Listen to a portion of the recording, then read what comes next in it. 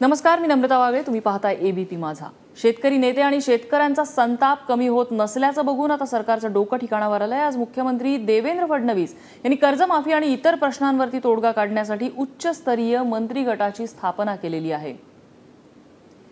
महसूल मंत्री चंद्रकांत पाटील हे या समितीचे प्रमुख असतील, तर कृषी मंत्री पांडुरंग फुंडकर, अर्थमंत्री सुधीर मुनगंटीवार, जलसंपदा मंत्री गिरीश महाजन, सहकार मंत्री सुभाष देशमुख, परिवहन मंत्री दिवाकर रावते हे या समितीचे सदस्य असतील. शेतकऱ्यांनी सरसकट मागितलेली कर्जमाफी, वीज बिल माफी, दुधांच्या दरांमध्ये वाढ, स्वामीनाथन आयोगाच्या शिफारसी लागू करण्यासह इतर मागण्या लावून धरलेल्या आहेत आणि त्यासाठी 12 जूनला सरकारी कार्यालयाने घेराव आणि 13 तारखेला रेल रोकोची घोषणा करण्यात आली आहे.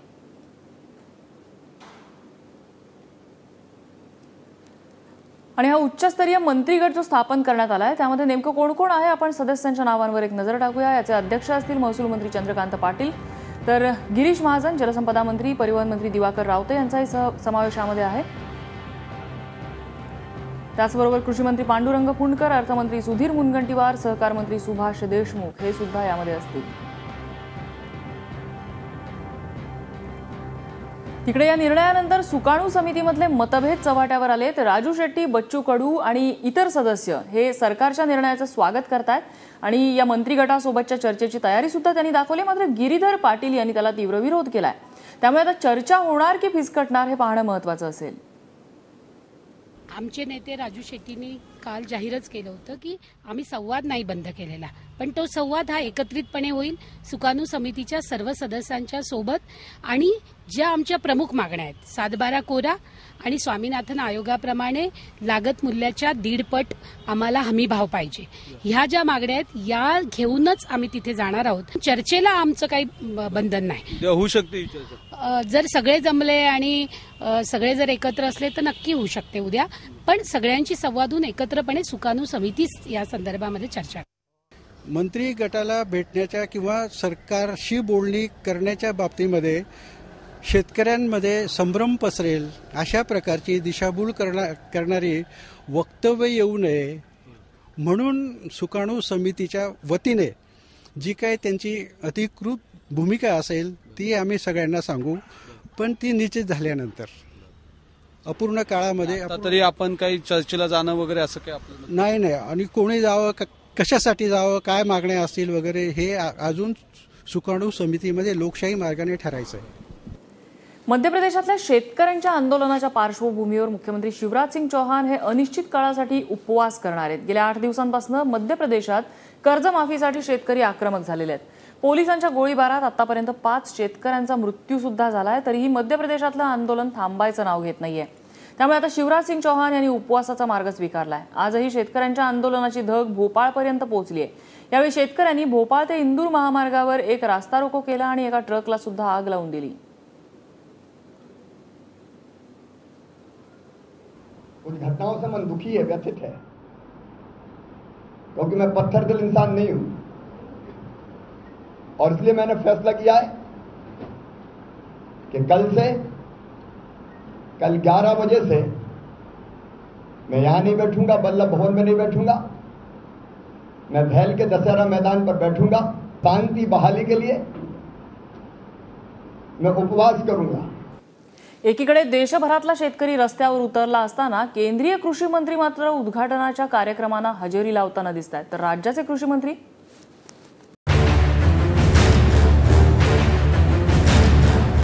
आता जे लोक टीव्ही पाहतायत ना त्यांना हे दोन्ही चेहरे माहीत असतीलच याची खात्री देता येत नाही. त्यामुळे पहिल्यांदा यांची ओळख करून घेऊ. बाबा रामदेवांसोबत योगा करताना तोल जाणारे हे आहेत राधा मोहन सिंग, देशाचे कृषी मंत्री. गेली 8 दिवस महाराष्ट्र आणि मध्य प्रदेशात शेतकऱ्यांचं मरण सुरू असताना हे महाशय इथं गुंतलेत. आता यांच्याकडे बघा. वळवाच्या पावसापेक्षाही दुर्मिळ असलेला हा चेहरा म्हणजे पांडुरंग फुंडकर. शेतकऱ्यांचा संप झाला, भाजी दूध रस्त्यावर आलं.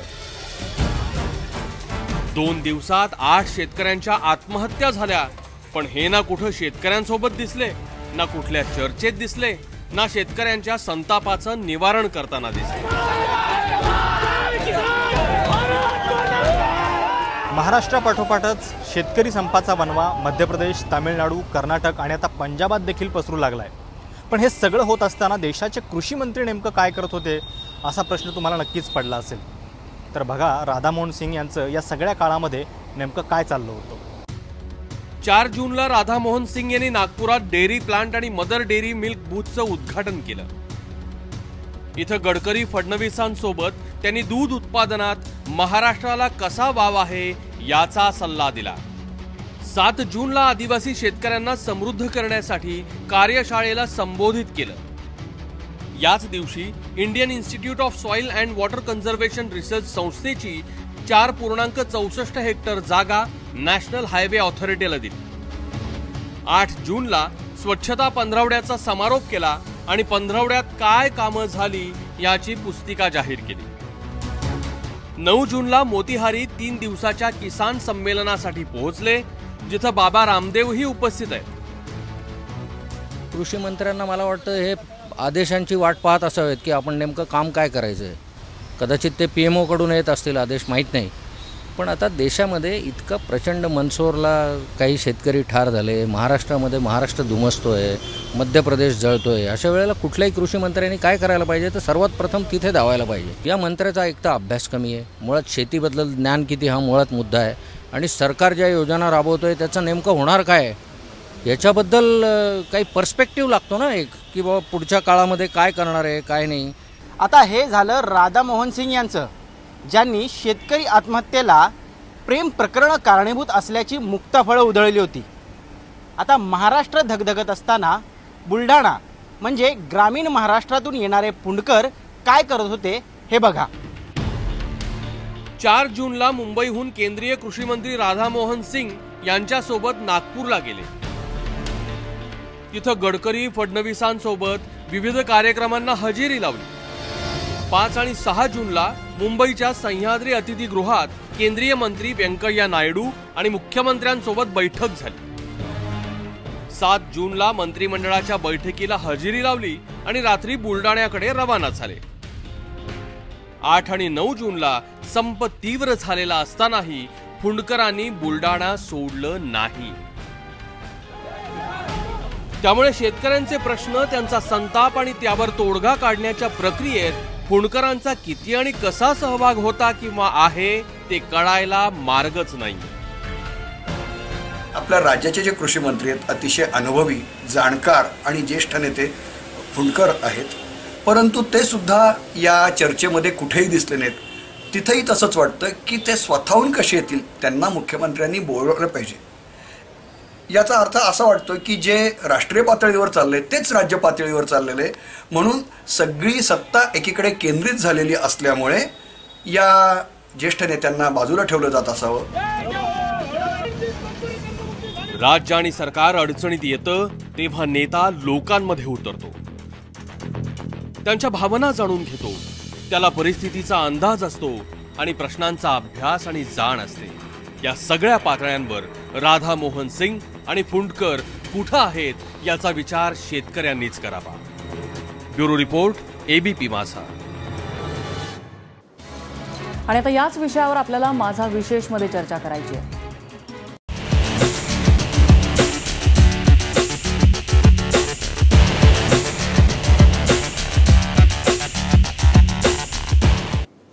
नमस्कार, मी नम्रता वागळे। माझा विशेषमध्ये आपल्या सगळ्यांचं स्वागत। अस्मानी आणि सुलतानी संकटात पिचलेल्या शेतकऱ्याने संपाचा इशारा दिला आणि 7 दिवसांचा संप केला सुद्धा। राज्यात या शेतकऱ्यांचा उद्रेक, त्यांची उद्विग्नता ही रस्त्यावर आपल्याला पाहायला मिळत होती। आपल्या हाताने पिकवलेलं सोनं या शेतकऱ्यांनी हताश होऊन रस्त्यावरती ओतून दिलं।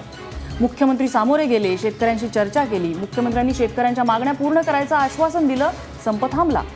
शेतकऱ्यांची सुकाणू समिती स्थापन झाली। आता ही समिती सरकारसोबत पुन्हा चर्चा करायला तयार झालेली आहे। पण या सगळ्यात कृषी मंत्री कुठे आहेत?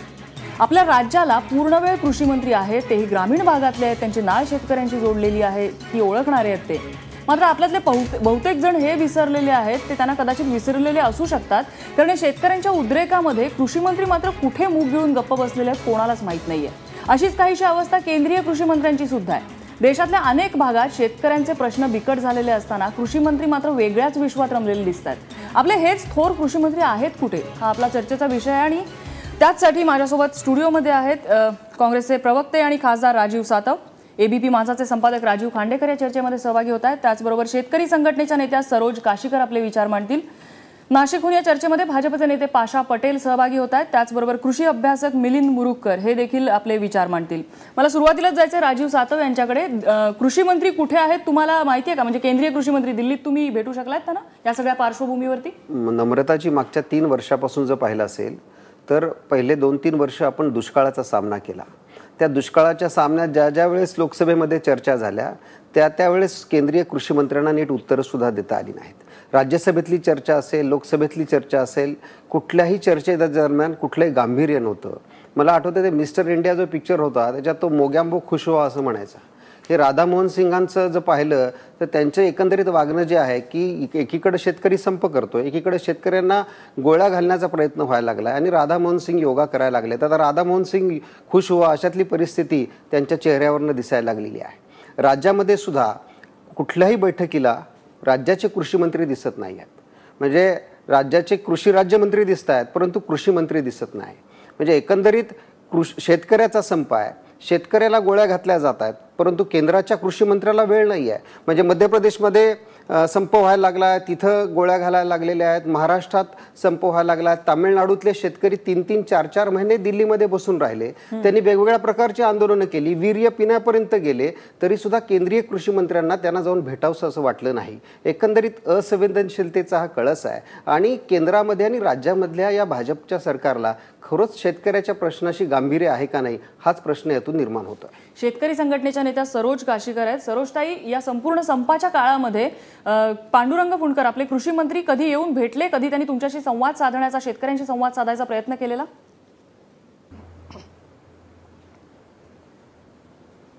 पांडुरंग फुंडकर हे कोणत्याच शेतकऱ्याला कधीच भेटले नाही आणि शेती प्रश्नाचे गाढे अभ्यासक म्हणून या कृषी मंत्र्याकडे सर्व शेतकरी बघत होते. मात्र यांच्या हातात काही नाही असं मला वाटते. कारण घटनेप्रमाणे सगळ्या याच्या 3 सूची असतात. एक केंद्र सूची, एक समवर्ती सूची आणि एक राज्य सूची. राज्य सूचीत आपल्या इथे कृषी हा विषय आहे आणि कृषी विषय ह्या मंत्र्यांकडे हाताळण्यासाठी आहे. मात्र या कृषी विषयाचे सगळे अधिकार केंद्राकडे लागलेले आहे. त्याच्यामुळे यांची अवस्था कठपुतली सारखी झालेली आहे. वरून केंद्राने जर दोरी हलवली तर आमचे पांडुरंग आपल्या कमरेवर हात ठेवून हालतील, अन्यथा पांडुरंग ध्यानी राहत असतील असं मला वाटायला लागले आहे. एवढा मोठा संप झाला, संपूर्ण महाराष्ट्र पेटला, दुधाचे पाट वाहिले, भाज्या झाल्या आणि शेतकरी आत्महत्या करतात आहे. एका ठिकाणी तरी कृषी मंत्र्यांची हिंमत झाली का जाऊन भेट देण्याची? याचा अर्थ जाणून बुजून शेतकऱ्यांनी आत्महत्या कराव्या अशी परिस्थिती भाजपच्या सरकारने तयार तर केली नाही ना, अशी शंका अनेक शेतकऱ्यांच्या मनात येते आणि ते बोलून सुद्धा दाखवतात. मंत्री मोहन जायांची जबाबदारी होती ह्या सगळ्या चर्चेत. मारे सगळ्या सुकाणू समितीतले काही नेते त्यांनी फोडून दिले. त्यावेळी फुंडकरजींचं दर्शन आम्हाला झालं नाही. सदा खाऊला तिथे सोडून दिलं. अरे बाबा, तुम्ही मोठे ज्येष्ठ, सदाचं काय घेऊन बसलात? तर या पद्धतीने जर हे मंत्री वागणार असेल तर या देशात, या राज्यातल्या शेतकऱ्याला न्याय मिळेल असं मला वाटत नाही. राधा मोहन बद्दल तर बोलायलाच नको. कारण त्यांनी सांगितलं शेतकरी आत्महत्येचं कारण शेतकऱ्यांचं प्रेम प्रकरण फिसकटतं. शेतकरी दारुडा आहे, शेतकरी व्यसनी आहे, तो नपुसक आहे. म्हणजे वाटेल ते ब्रीद या शेतकऱ्याला लावायचे आणि मग का हो या शेतकऱ्याची शेती काय राधा मोहन वाहतात का येऊन? हा प्रश्न मला केंद्रीय मंत्री महोदयाला विचारायचं आहे की राधा मोहनजी, आपण सर्व शेतकऱ्यांकडे नागरवखर करायला जातात का आणि शेतकऱ्यांना या सगळ्या गोष्टींसाठी वेळ आहे का? या पद्धतीचं आमच्या शेतकऱ्यांना लांछन लावून यांना काहीच वाटत नाही आणि सांगतात की या भाजपच्या राज्यात सगळं आलबेल सुरू आहे, अच्छे दिन आने वाले है. हे अच्छे दिन केव्हा येणार, कसे येणार? कारण यांचे सर्व मंत्री मूग गिळून बसलेले आहेत. सरोजताई, तुमची कळकळ आमच्यापर्यंत पोहोचली आहे. म्हणजे तुम्ही हे जे वर्णन केलेलं आहे तर नाही, नक्कीच तुमची कळकळ आमच्यापर्यंत पोहोचलेली आहे. मिलिंद मुरुगकर आहेत आपल्यासोबत. मिलिंद मुरुगकर, आता सरोजताईंनी हे सांगितलेलंच आहे काय वस्तुस्थिती या संपामध्ये होती. एकूणच केंद्रीय कृषी मंत्री काय किंवा राज्याचे कृषी मंत्री काय यांची निष्क्रियता पुन्हा पुन्हा समोर येते.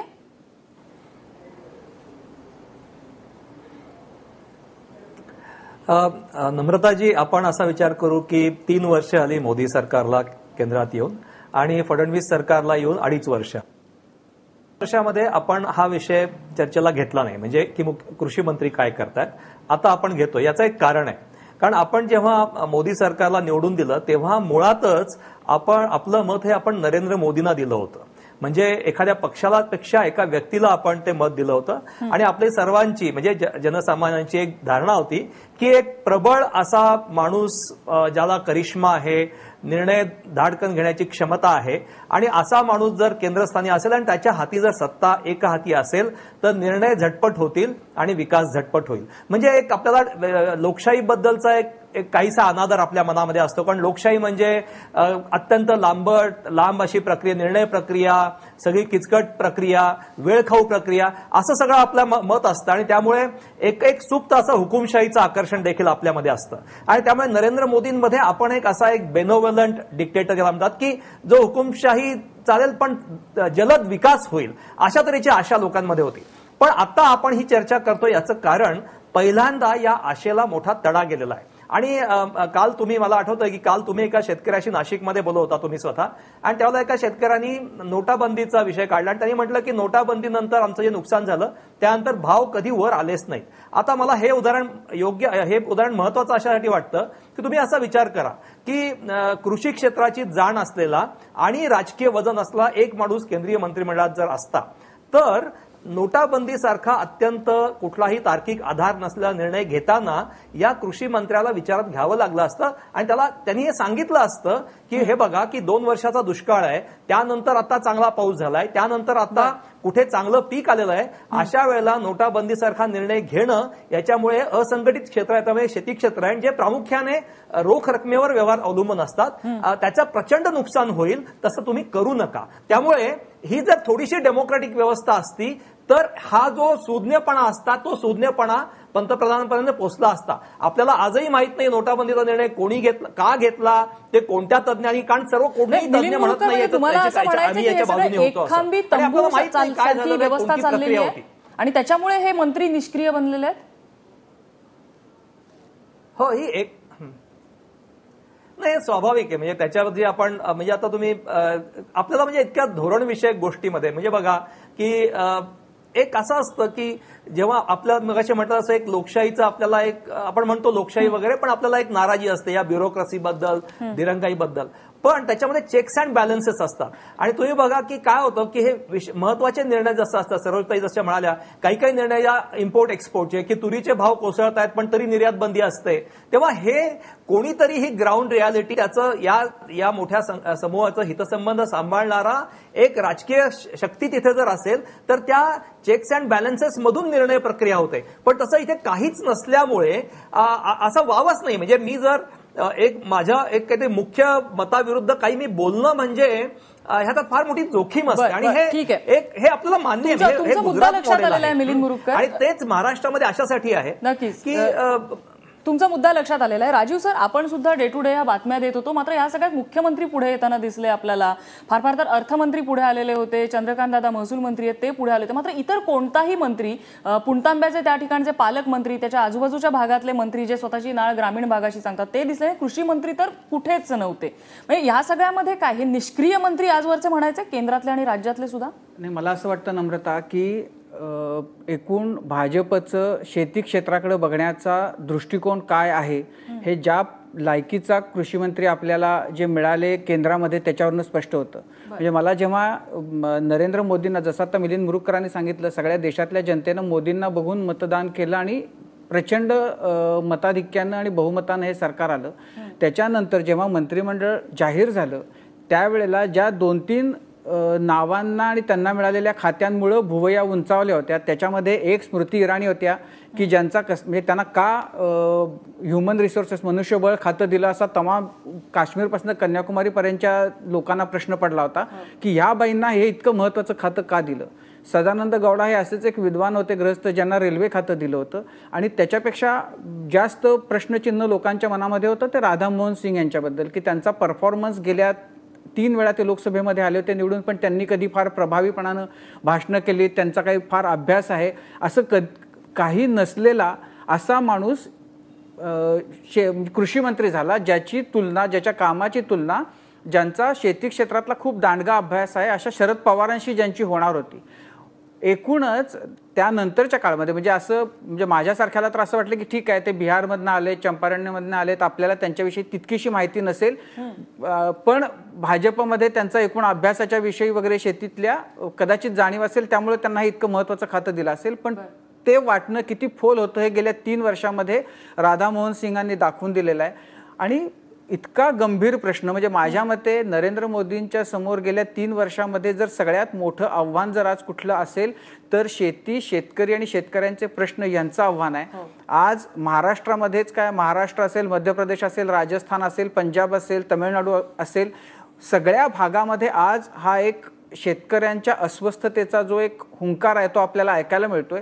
आणि ह्या सगळ्यामध्ये ज्यानं येऊन पुढं जाऊन ह्या प्रश्नाला ॲड्रेस केलं पाहिजे, या प्रश्नाच्या बद्दल जी लोकभावना आहे, शेतकऱ्यांची भावना आहे ती समजून घेतली पाहिजे, असा माणूस ह्या सगळ्या प्रक्रियेमध्ये कुठेही दिसत नाही. आणि जे तिथं राधामोहन सिंगांचं तेच इथं पांडुरंग फुंडकरांचं. पांडुरंग फुंडकर भाजपमधले खूप सिनियर नेते आहेत, त्यांनी म्हणजे महाराष्ट्राची नाळ त्यांना माहिती आहे. पण आत्ताच्या या पूर्ण त्यांना म्हणजे ते मंत्री झाल्यापासूनचा जर आपण त्यांचा परफॉर्मन्स बघितला तर इतका निष्क्रिय कृषी मंत्री आपण कधी गेल्या कित्येक वर्षामध्ये बघितला होता का असं आठवलं तरी आपल्याला आठवत नाही. ज्या पद्धतीनं या संपूर्ण महाराष्ट्र धगधगत असताना जी निष्क्रियता त्यांनी दाखवली, आता त्याच्याबद्दल कुणी असं म्हणेल की सदाभाऊ खोतांना घेऊन मुख्यमंत्री चर्चा करत होते आणि पांडुरंग फुंडकरांना त्याच्यामध्ये कुठं वाव नव्हता.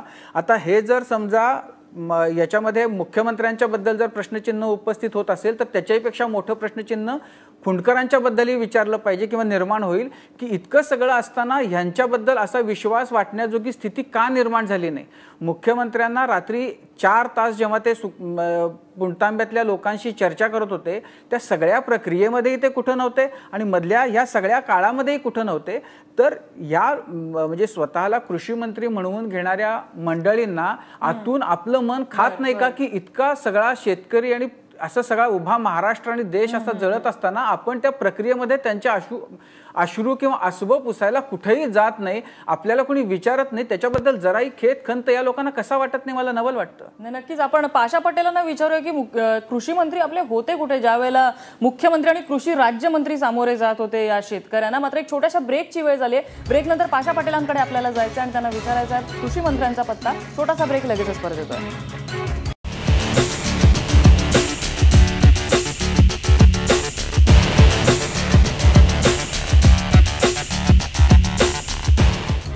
ब्रेकनंतर आपलं स्वागत. आपण पाहताय माझा विशेष. आपल्या सगळ्यांची चर्चा सुरू आहे, किंबहुना शोध सुरू आहे की आपले केंद्रीय कृषी मंत्री आणि राज्याचे कृषी मंत्री आहेत कुठे. ब्रेकपूर्वी आपल्या पॅनलवरच्या सगळ्यांनीच एक मत मांडलेलं आहे की कृषी मंत्री कुठेही सामोरे जाताना दिसले नाही शेतकऱ्यांना. निष्क्रियता त्यांच्यामधली समोर आलेली या निमित्ताने. पाशा पटेल आहेत आपल्यासोबत. पाशा पटेल, एवढे आरोप करायची वेळ येते कृषी मंत्र्यांवरती आणि कृषी मंत्री अजूनही पुढे येत नाहीयेत.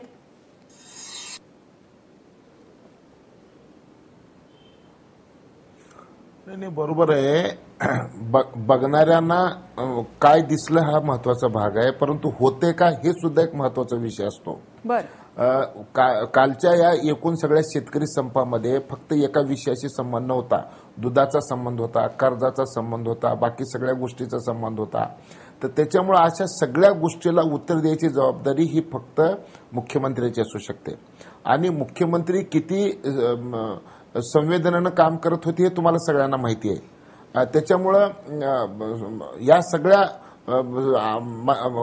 खात्यांचा स्पर्श असल्यामुळं, सगळ्या खात्याशी संबंध असल्यामुळं मुख्यमंत्री या सगळ्या गोष्टीला समोर जाणं हे महत्वाचं होतं, म्हणून मुख्यमंत्री जात होते. नंबर 1. नंबर 2, भाऊसाहेब फुंडकर हे सुद्धा मुंबईत होते, परंतु एक दिवस असा होता की 2 तारखेला नेमकंच नव्हते. 2 तारखेला पक्षाच्या वतीनं अकोला जिल्ह्यामध्ये आणि बुलढाणा जिल्ह्यामध्ये पार्टीच्या वतीनं जे शेतकऱ्याचे मेळावे होते त्या मेळाव्याला त्यांनी मुख्यमंत्र्याला विचारून गेले होते. आणि योगायोग असा की पुणतांब्याची मंडळी त्याच दिवशी आली आणि सदाभाऊ खोत तिथे जवळच होते आणि त्याच्यामुळे त्या सगळ्या योगायोग असा झाला की ते समोर दिसले. आणि दुसरी सगळ्यात महत्वाची गोष्ट म्हणजे सदाभाऊ हे चळवळीतून आलेला, आंदोलनातून आलेला, शेतकरी संघटनेतून आलेला माणूस आहे. सगळ्याचे ओळखी पाळखी असू शकतात म्हणून त्यांचा सहभाग थोडा जास्त दिसला असेल. पाशा पटेल, कसं असतं की क्रिकेटच्या शेतकऱ्यांचा टीममध्ये संप पेटलेला आहे. खेळाडूवर काय जबाबदारी द्यायची असते. काही किलो शेकड्यानं किलो भाजी तिथे रस्त्यावर ओततोय, लाखो लिटर दूध रस्त्यावरती वाहत आहे आणि कृषी मंत्र्यांना तिकडे बुलढाण्यामध्ये जाऊन शेतकऱ्यांच्या मेळाव्याला ऍड्रेस करणं महत्वाचं वाटतं. पाशा पटेल घरी बसले असते का? असं ज्या दिवशी 2 तारखेला हे संप मिटवण्यासाठी पुंताम्याची मंडळी आली ते माहिती नव्हतं ते अगोदर येणार आहेत म्हणून.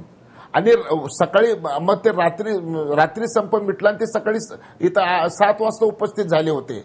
आणि एकूण सगळ्या म्हणजे मागच्या हाताने जे सगळे कामं करायचे असतात, जी चर्चा करायची असते, ज्या बैठका करायच्या असतात त्या सगळ्यामध्ये भाऊसाहेब होते. 7 दिवस पाशा पटेल म्हणणं हेच आहे की कृषी मंत्र्यांना माहितीच नव्हतं की चर्चा होणार नाहीये. किती मोठं विधान करताय तुम्ही. राज्यातल्या कृषी मंत्र्याला माहितच नाहीये की चर्चा होणार आहे. किती गंभीर आहे. पारदर्शक सरकार आहे. नाही अचानक नाही ऐकून घ्या. काय सरोज काशीकर काही बोलतात. पारदर्शक सरकारची मागच्या हातातून चर्चा का केली यांनी? मुख्यमंत्री आपल्या कृषी मंत्र्याला न घेता मुख्यमंत्री मागच्या हाताने चर्चा करायला गेले आणि सदाखोत चळवळीत आले म्हणून त्यांना हाताशी धरलं. त्यांना शेतकरी काय सदाभाऊ खोतच्या हातचे बाहुले वाटले का? शेतकरी कोणाच्या हातचा बाहुला नाही हे मुख्यमंत्र्यांना, कृषी मंत्र्यांना आणि पाशा पटेल तुम्हालाही समजायला पाहिजे. कारण तुम्ही सुद्धा या चळवळीत आलेले आहात. मागच्या हातचं आणि पुढच्या हातचं नाही. तुमचं सरकार सांगतंय की आमचं सरकार पारदर्शक आहे. हा पारदर्शकपणा आहे का? शेतकऱ्यांचा प्रश्न 1 जून पासून संपावर जाणार आणि पांडुरंगजी पांडुरंग ध्यानी पांडुरंग बनी म्हणून शेतकऱ्यांचे मेळावे आणि दिंड्या करत होते का?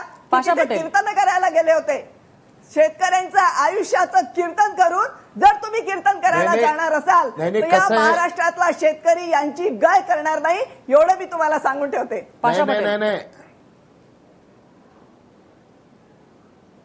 नाही शेतकरी जसं आम्हाला बांधलेलं नाही तसं शेतकरी तुम्हालाही बांधलेला नाही.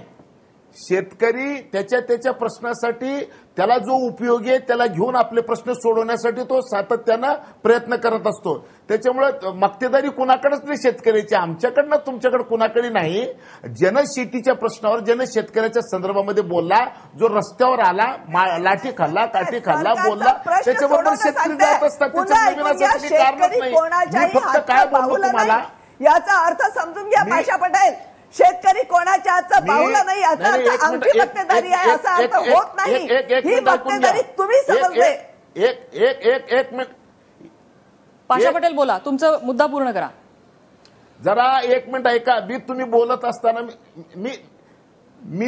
तुम्ही बोलत असताना वहिनी तुम्ही बोलत असताना अजिबात एकाही शब्दानं मी तुमचं खोडलो नाही किंवा मध्ये बोललेलं नाही. कृपा करून ऐकून घ्यायची सवय ठेवावी असं मला वाटतं. मी तुमचा म्हणजे तुमचे माझे पण संबंध आहेत. तुम्ही मोठ्या वहिनी आहेत आमच्या आणि म्हणून तुम्हाला मी सांगलेलोय की एक काम करा की ऐकून घ्यायची आपण सवय ठेवली पाहिजे. लोक काय बोलतात काय नाही बघितलं पाहिजे. त्याच्यामुळे तुम्ही शांतपणे मी बोलताना पहिलं ऐकून घ्या, मग तुम्हाला काय ते बोला. मी काय सांगितलं? मी असं सांगितलं की पुंताब्याची मंडळी अचानक आली आणि त्या दिवशी नेमकं भाऊसाहेब नव्हते आणि म्हणून सदाखोत मुंबईमध्ये उपस्थित होते. म्हणून मुख्यमंत्र्यांनी त्यांना सांगितलं की असं झालं तुम्ही या आणि त्यांनी ते आले.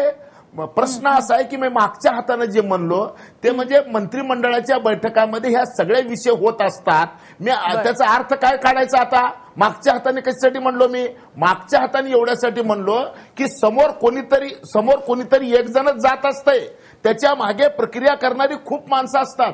आपणही शेतकरी आंदोलनामध्ये काम करत असताना शरद जोशी एकटे समोर जायचे, पण त्याच्या मागे सगळ्या कार्यकर्त्यांचे मतं आजमावून घ्यायचे, ते काय बोलतात ते बघायचे. ते एकटं कोणीच करत नव्हतं ना. तुम्ही करा आता तुमच्या कंपनीमध्ये स्वतः का तुम्ही फक्त एकटं काम नाही करत, तुमच्या खूप शास्त्रज्ञ आहेत, खूप काम करणारी मंडळी आहे, त्या सगळ्याचे मतं घेऊन तुम्ही बोलत असताय. म्हणून मी काय सांगितलं, मी असं सांगितलं की सरकार चालवत असताना सरकारमध्ये सगळ्याची मतं घेतली जातात. म्हणजे मागच्या हातानं असं म्हणलो मी, त्याचा गैरअर्थ तुम्हाला काढायचा असेल तर तुम्ही काढू शकता. मी सुद्धा कुठल्याही गोष्टीचा गैरअर्थ काढायचं म्हणजे पाशाजी, याच्यामध्ये सगळ्यात महत्वाचा प्रश्न असा आहे की जेव्हा पुणतांब्यातलं आंदोलन सुरू झालं होतं 1 तारखेला, तर त्याच्यानंतर ते काय निरंतर चालत राहील असं भाऊसाहेब फुंडकरांना वाटत होतं का?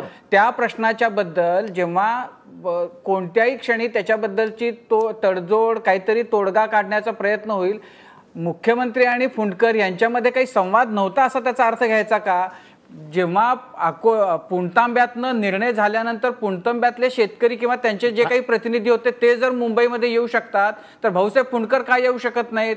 आणि जर मगाशी आपण असं म्हणालात की त्याच्याशी अनेक गोष्टींचा संबंध होता म्हणून सदाभाऊ खोतना तिथं घेतलं होतं, तर मग फुंडकरांनाही त्याच न्यायानं त्याच्यामध्ये घेता आलं असतं. याचा अर्थ एक हा आहे की मुख्यमंत्र्यांना तितका विश्वास आपल्या कृषी मंत्र्याबद्दल वाटत नाही, त्यांची परिस्थिती हाताळण्याबद्दलचा, किंवा आपले कृषी मंत्री इतके ढिम्म आहेत की त्यांना हे जे काही होतंय त्याच्यामध्ये काही स्वारस्य नाही. संप सुरू आहे, शेतकऱ्यांचं आंदोलन सुरू आहे, जे काय सुरू आहे ते सुरू राहू दे, मी माझे जे काही ठरलेले कार्यक्रम आहेत ते करत फिरतो, असा त्याचा दुसरा अर्थ होतो. नक्कीच. एक मोठी बातमी आता हाती येते ती म्हणजे सुकाणू समितीची बैठक उद्या वर्षावरती असणार आहे. उद्या दुपारी वर्षा बंगल्यावरती बैठक बोलवली आणि शेतकरी संघटनेचे नेते रघुनाथदादा पाटील त्याला उपस्थित राहतील अशी प्राथमिक माहिती मिळते. अजून याबद्दलचे आणखी जे काही डिटेल्स येतील ते आम्ही तुम्हाला पुरवत राहूत. राजीव सातवांना काही मुद्दा मांडायचा होता. राजीव सातव. पाशाभाई, तुम्ही आता एवढी चांगली वकिली करताय, परंतु ही केस एवढी वीक आहे की तुम्ही किती चांगले वकील असलात तरी याच्यात काय तुम्हाला मांडता येत नाही, पहिली गोष्ट.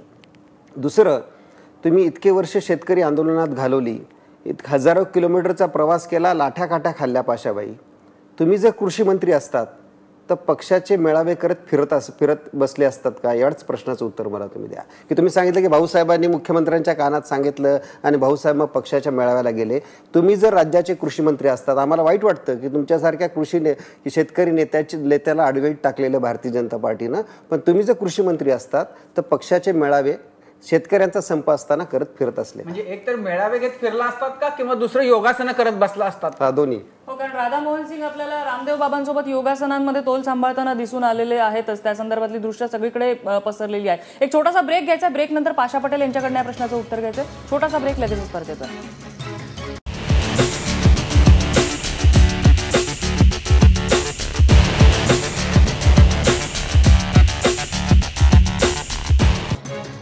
पाहताय माझा विशेष. आपली चर्चा सुरू आहे. आपले राज्याचे कृषी मंत्री, देशाचे कृषी मंत्री आहेत कुठे, ज्यावेळेला सगळा शेतकरी वर्ग संतप्त होऊन त्यांचा संतापाचा उद्रेक होऊन रस्त्यावरती उतरलेला आहे.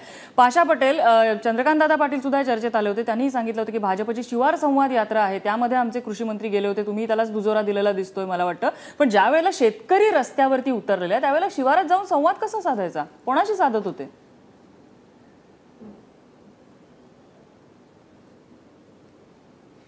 आणि असं आहे की आता शेतकरी रस्त्यावर उतरलेला असताना त्यांना जाऊन संवाद साधणं किंवा मग शेतकरी प्रतिनिधींना नेमकं ह्याच्यातून मार्ग काढण्यासाठी काय करता येईल, तर मला माहिती आहे की आता मी तर कुठे दिसलो नाही, पण मी सुद्धा सगळे शेतकरी नेत्यांची, जवळपास सगळे शेतकरी नेत्यांशी मी संवाद साधत होतो. आणि सगळ्यात तुम्हाला महत्वाचं सांगायचं म्हणजे मी 7 दिवस म्हणजे आजचा जर दिवस सोडला तर मी कायम मुंबईमध्ये होतो आणि मी कायम भाऊसाहेब फुंडकर साहेबांच्या सोबतच होतो, सदाभाऊंच्या सोबतच होतो. आम्ही विचाराची देवाणघेवाण करत होतो, काय चाललंय, काय झालं पाहिजे, काय व्हायला पाहिजे. आता राजू सातव साहेबांनी सांगितलं की तुम्ही चांगली वकिली करताय. मी चांगली वकिली करत नाही की मला शरद जोशींनी भारतीय जनता पक्षामध्ये शेतकऱ्याचे प्रश्न त्या काळामध्ये अटल बिहारी वाजपेयी साहेब, अडवाणी साहेब, महाजन साहेब, मुंडे साहेब यांच्याबरोबर चर्चा करून शरद जोशींनी मला भारतीय जनता पक्षामध्ये जायला सांगितलं होतं. मी माझ्या नेत्याचा शब्द ऐकून मी इथं शेतकऱ्याच्या प्रश्नासाठी मी इथं आलोय आणि इमानदारीनं मला जे काही कळतं ते इथं इमानदारीनं सांगणं ही माझं मी धर्म समजतो. तुम्हाला वाईट टाकलं पाशा पटेल साहेब. तर मी शेतकरी म्हणून जन्मलो, शेतकरी म्हणून मरणार, शेतकऱ्याचे प्रश्न नाही सर, कसं आहे, एक मिनिट ऐकून घ्या सातव साहेब. माझं काय म्हणणं आहे तुम्हाला की माझी भूमिका काय, की मी जर समजा शेतकऱ्याच्या पोटाला जन्म असेल आणि शेतीचे प्रश्न जर मला कळलेले असतील आणि त्या काळामध्ये माझ्या नेत्यांनी हे विषय मांडण्यासाठी मला भारतीय जनता पक्षामध्ये पाठवले असेल, तर मी माझी जसं एखाद्या मुलीचं लग्न होते आणि ती मुलगी सासरमध्ये इमानदारीनं जशी राहते प्रामाणिकपणे, तसं मला माझ्या नेत्यांनी तर पाठवलेलं आहे. आज माझे नेते हयात नाहीत, परंतु मला त्यांनी पाठवलेलं आहे.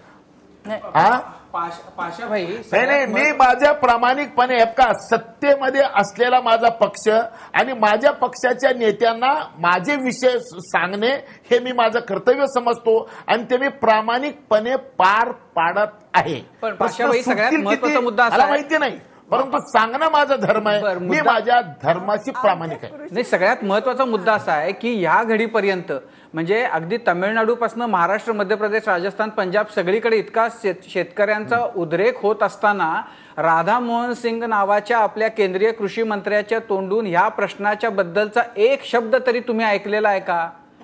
याच्याबद्दल त्यांना काय म्हणायचंय तुम्हाला माहिती आहे का? तुम्ही आता त्या पक्षामध्ये आहात, तुम्हाला शरद जोशींनी तिथं पाठवलं असं तुम्हीच सांगताय. तुमच्याशी तरी त्यांचं या विषयावर काही झालंय का? देशानं सगळ्या म्हणजे देशातला शेतकरी असूचलेला आहे की हे गृहस्थ योगासनं सोडून कधीतरी जमिनीवर यावेत आणि त्यांनी या प्रश्नांना ऍड्रेस करावं. तुम्हाला माहिती आहे का त्यांना हे सगळं सुरू आहे हे तरी माहिती आहे का?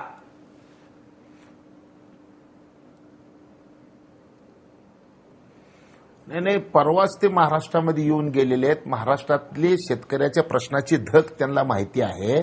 प्रश्न असा आहे की समजा आपण मंत्री म्हटल्यानंतर सगळ्याच कामाला जावं लागतंय. त्यांच्या परिसरामध्ये जर योगाचं जर शिबिर असेल आणि त्याच्या उद्घाटनासाठी प्रमुख पाहुणा म्हणून जर ते जाऊन आले असतील तर एवढ्या एका घटनेला त्यांना एवढं बडवणं मला काही योग्य वाटत नाही. त्यांचं कर्तव्य आहे इतकं नाही. खरं तर असं आहे की फारच माझं असं मत आहे की देशातली जनता आणि देशातला मीडिया हा फार समजूतदार, अतिच समजूतदार आहे आणि त्याच्यामुळं इतक्या निष्क्रिय कृषी मंत्र्याच्या बद्दल त्याच्याबद्दल कुणी आक्षेप घेत नाहीये. ज्या पद्धतीने घेतले गेले पाहिजेत तसे, म्हणजे इतकं ज्या पद्धतीचं आंदोलन दिल्लीमध्ये तामिळनाडूतल्या शेतकऱ्यांनी केलं होतं त्या उपरही त्यांना जाऊन भेटून त्या प्रश्नाचं समजून घेण्याचंही सौजन्य त्यांनी त्यावेळेला दाखवलं नव्हतं. आज मध्य प्रदेश असेल किंवा महाराष्ट्र असेल, ही तर भाजपचीच राज्य आहेत. इथला शेतकरी या पद्धतीनं रस्त्यावर येऊन आपल्या भावना व्यक्त करत असताना त्यांच्याबद्दल जाणून घेणं हे त्यांचं कर्तव्य नाहीये का?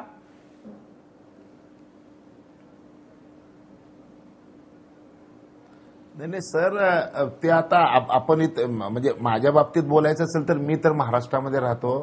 ते दिल्लीचे केंद्रातले मंत्री आहेत, त्यांची काय सिस्टीम आहे मला माहिती नाही, परंतु मला असं वाटतं की प्रत्येक माणसाचा स्वभाव वेगळा असतो.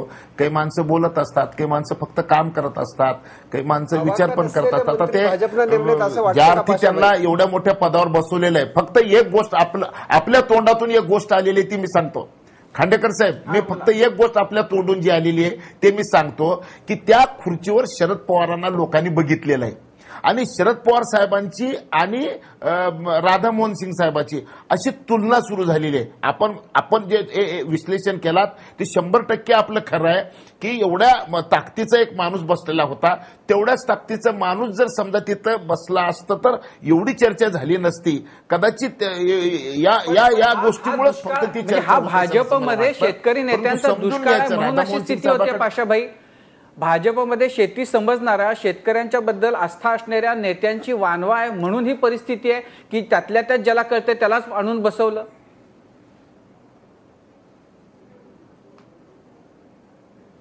नाही सर, ते सुद्धा राधा मोहन सिंग साहेब हे स्वतः शेतकरी आहेत, अत्यंत साधा माणूस आहे.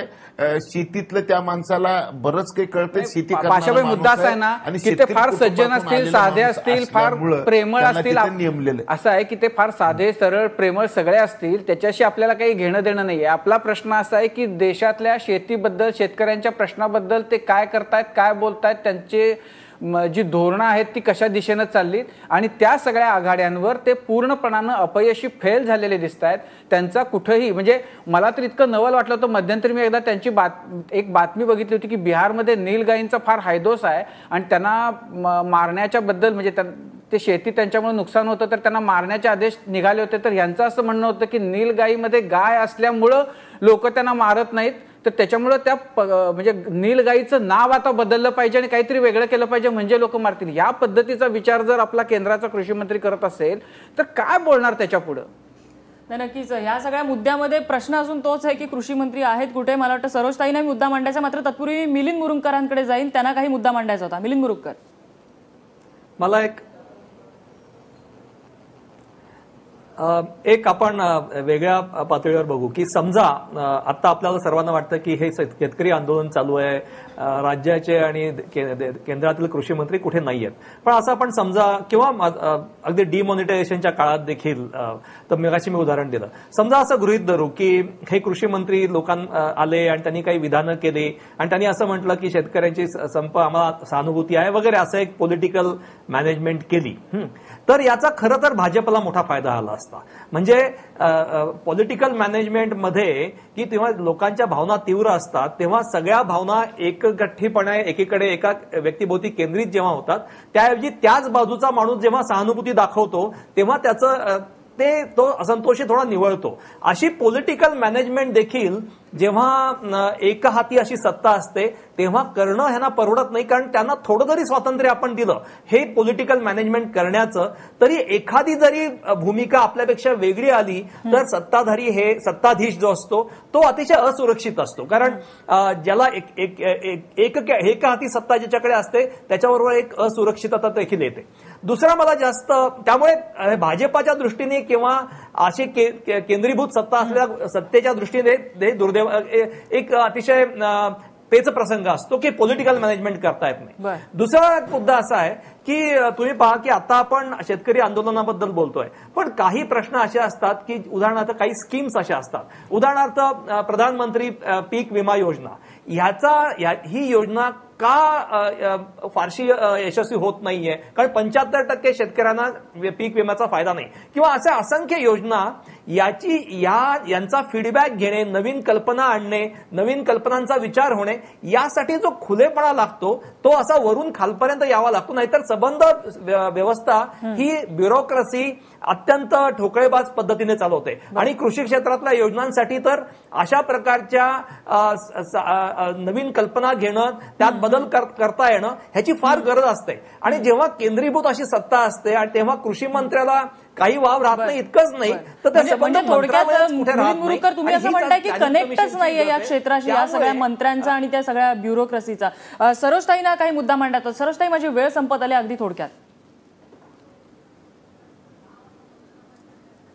मला फक्त एवढं म्हणायचं आहे की आता कृषी मंत्री नव्हतेच, आता शेतकऱ्यांच्या सुकाणू समितीशी चर्चा करायला जी मंत्री गट स्थापन केली त्याच्यात महसूल मंत्री प्रमुख आहे, कृषी मंत्री प्रमुख नाही.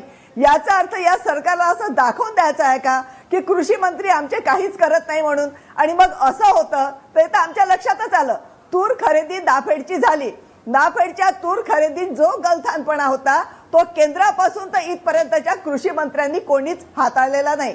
मुरुंगकर म्हणतात त्याप्रमाणे की संपूर्ण ब्युरोक्रेसी ती तर काही काम करायला तयार नसते, कारण जोपर्यंत मंत्री गट हालत नाही तोपर्यंत. जर मंत्रीच ढिंब असतील, यांना जर काही नाही, जसं आता साने साहेबांनी म्हटलं की तुम्हाला काही वाटत नाही का, तुमची मनं आहेत का? अहो, या शेतकऱ्यांचे प्रश्न समजून घ्यायला मनं लागतात. पाशाजी, तुम्हाला पाठवलेलं होतं शेतकऱ्यांचे प्रश्न मांडायला, मात्र तुम्ही शेतकऱ्यांचे प्रश्न न मांडता स्वतःचे प्रश्न मांडत बसला, स्वतःचे प्रश्न सोडवत बसला. म्हणून मला असं वाटतंय की तुम्ही फुंडकरांना योग्य शेती प्रश्नाचा धडा देऊ शकले नाही. हा धडा जर तुम्ही दिला असता तर मला असं वाटतंय आज फुंडकर साहेब स्वतः तिथे आले असते आणि सर्व शेतकऱ्यांशी चर्चा केली असती, शेतकऱ्यांचा प्रश्न सोडवला असता. आणि हा शेतकऱ्यांचा प्रश्न कर्जमुक्तीचा, त्याच्या जीवना मरणाचा प्रश्न आहे. असंख्य शेतकऱ्यांची आपण पाशा पटेलांना विचारूया, त्यांना काही उत्तर द्यायचं. पाशा पटेल, अगदी थोडक्यात. आता पश्चिम महाराष्ट्रात होतात आहे, कोणताही कृषी मंत्री त्याच्यावर एक अक्षर सुद्धा बोलत नाही. कसं नाही, एक मिनिट ऐकून घ्या.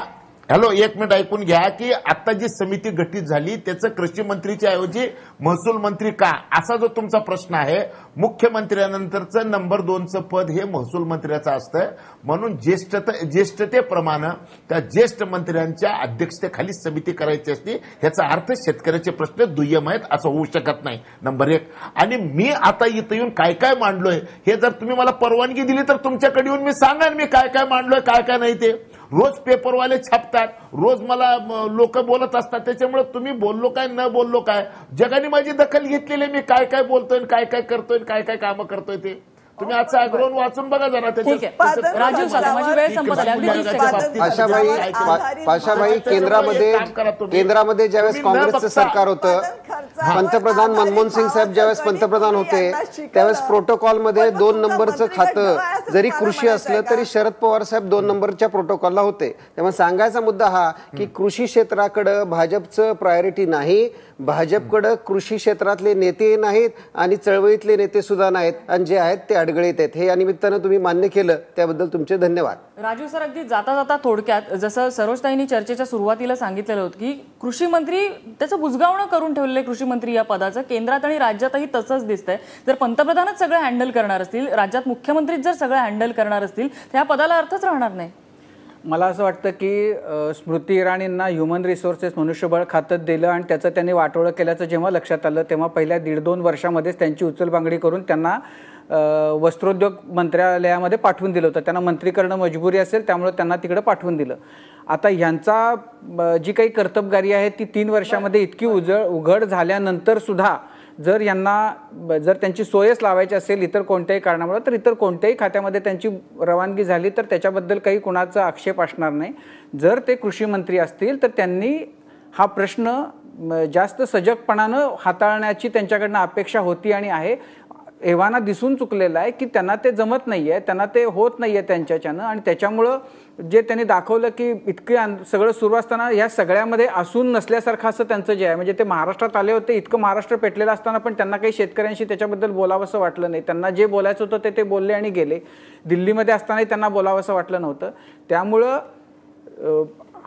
राधा मोहन सिंग कृषी मंत्री असणं हे त्यांच्यापेक्षा सुद्धा भाजपसाठी आणखीन एकूण केंद्रातल्या सत्तेच्या बद्दल प्रश्नचिन्ह निर्माण करणार आहे की त्यांचा शेतीच्या बद्दल बघण्याचा दृष्टिकोन काय आहे. हे राधा मोहन सिंगांसारखा मंत्री तिथं त्या खात्याचं प्रतिनिधित्व करत असल्यामुळे दिसतंय. आणि माझ्या मते ही मोदी सरकारसाठी आणखीन भाजपसाठी चिंतेची गोष्ट असेलच, पण हे कृषी मंत्री असणं हे सगळ्या देशासाठी आणि आपल्या सगळ्यांसाठी सुद्धा चिंतेची गोष्ट आहे असं मला वाटतं.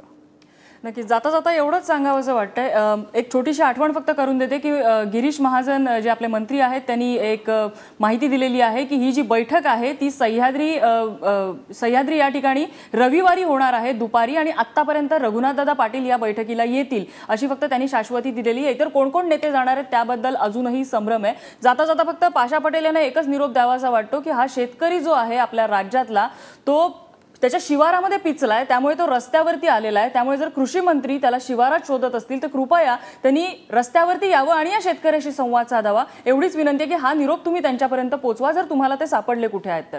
या चर्चेसाठी सर्व मान्यवरांनी वेळ दिला त्याबद्दल त्यांचे आभार. माझा विशेषमध्ये इथेच थांबतोय. बघत रहा ABP माझा.